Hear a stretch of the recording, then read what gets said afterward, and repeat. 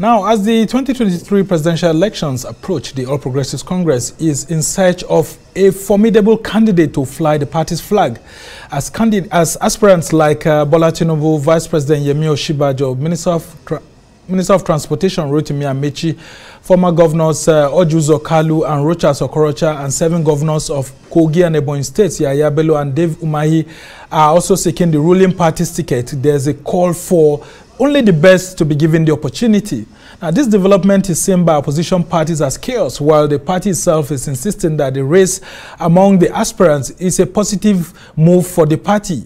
Will there be an element of surprise during the presidential primaries where the candidate is supposed to emerge? Well, joining me now from our Lagos studio is Adeniyi Kunnu, who is a researcher and public policy analyst.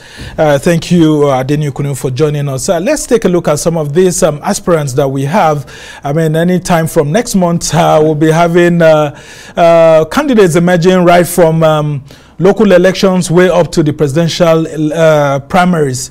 What do you make of the array of presidential aspirants we have in the ruling All Progressives Congress at the moment?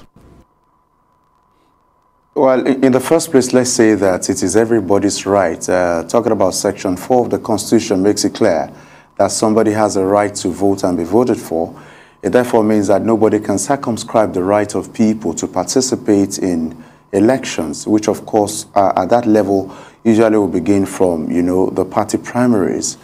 But I also have to say that everybody that has indicated interest at the same time, to reemphasize what I said, has that right to go for it.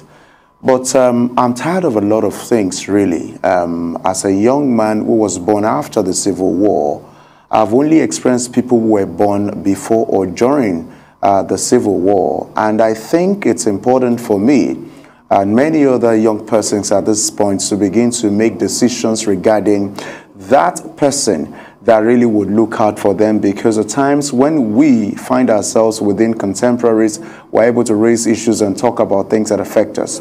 Let's look at this to begin with.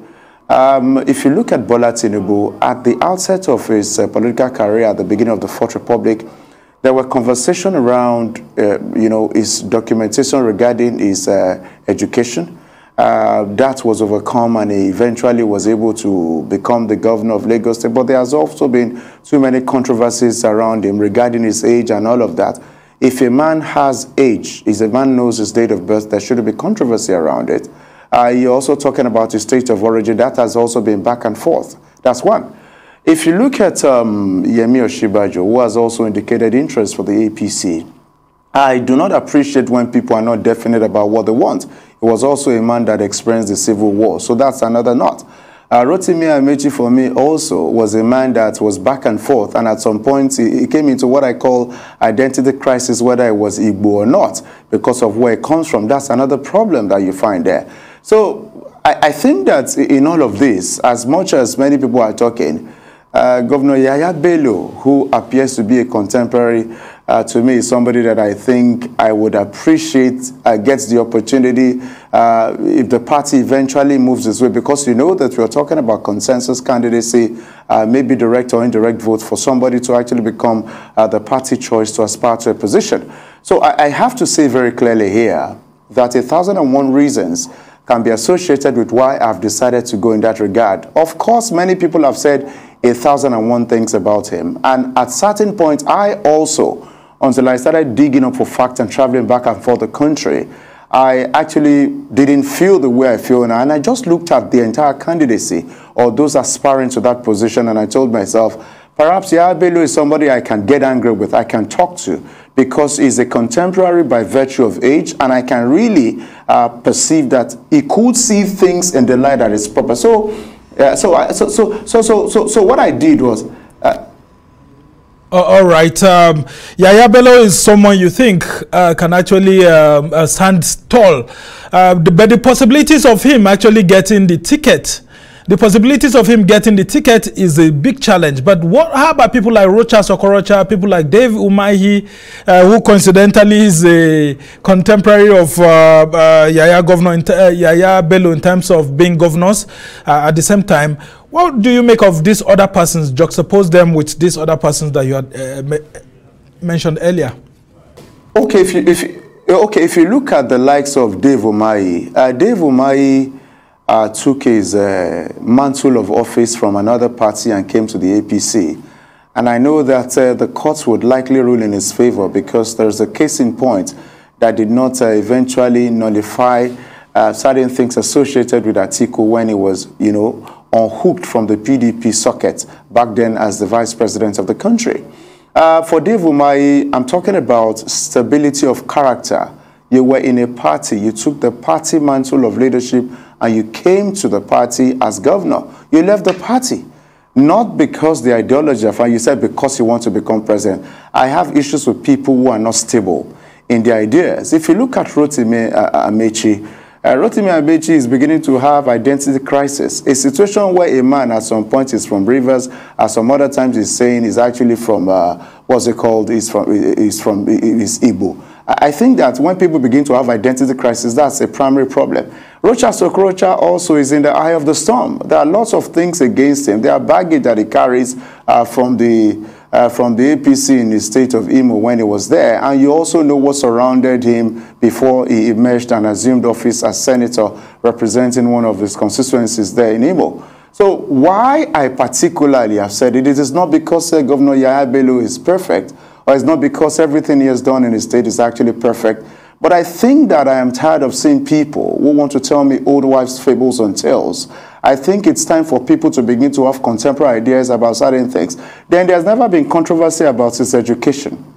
If you talk about the people that he's contending with, that is the same thing that many people thought when he eventually was given the party ticket in Kogi State. Talking about the 2015 election. Nobody even thought of him. An election had been concluded. Somebody had won. But the stroke of fate brought him there. So, and I'm always careful to look at people that have such aura around them, apart from being young. Do not also forget that there is a case in point now. I think in this country, and that can be argued or cross-checked, Yahya Bello is the only governor that has not traveled out of Nigeria, even to Togo, since he assumed the office for the second time. Sorry to I'm aware because I monitor. Sorry to cut you in here. I just have to cut you in here because the possibility of Yahya Bello, for example, emerging as the APC presidential candidate is very thin, based on what many analysts are saying now. Why is this so? Because the APC national chairman comes from the North Central and he's coming from the North Central. What's the possibility of giving him that chance? And what do you think makes it easily sellable for Yahya Bello to withstand, for example, an Atiku in the People's Democratic Party? If Atiku gets the ticket, do you think Yahya Bello is a match for someone like Atiku? Well, I do not understand how people do their analysis of elections. The youth population or demographics of this country is in excess of 65%. So if you're talking about those who participate actively in elections, they are those of Yahya Bello's demography. And many of them can be convinced into thinking very well that we are tired of people that are 70 and above to lead us. If you want to just weigh them on the scales to say, well, Atiku is somebody who is more experienced, who is more exposed and all of that, but who tells you that the numbers don't determine the person that assumes office? So I think people should also understand that chances for everybody is equal. For instance, you're talking about, let me say, the English Premier League. At the beginning of the season, everybody begins equally, 20 teams.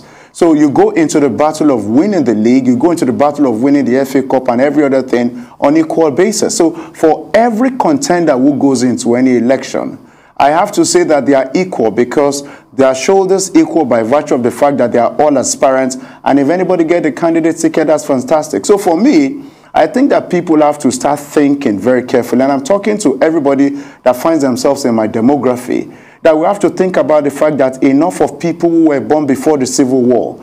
Let's look at the things that we have to talk. Okay, let me put a case in point. There are certain things that have happened in Nigeria where at certain levels, the leadership of the country, perhaps maybe because of the age difference, because of the perspective or worldview, has not been able to look at things from our own angle as people that are young, vibrant, and able. So I think that for Yahya Bello, a number of other things also work from, apart from talking about generalizations. Number one, there's something called the Universal Basic Education Fund, where we have counterpart funding of about 1.5 billion. Yahya Bello happens to be one of the governors that have paid consistently in good time for 4 years. Yeah. There's recently something that has to do with the World Bank. World Bank rating. You permit me just quickly do this. Okay, because I wanted you to 36 states of the country. I wanted you to actually answer that issue. Okay, go ahead. What issue? The issue of Yaya Bello coming from North Central and the national chairman of APC coming from the North Central. Yes, okay, let's look at it.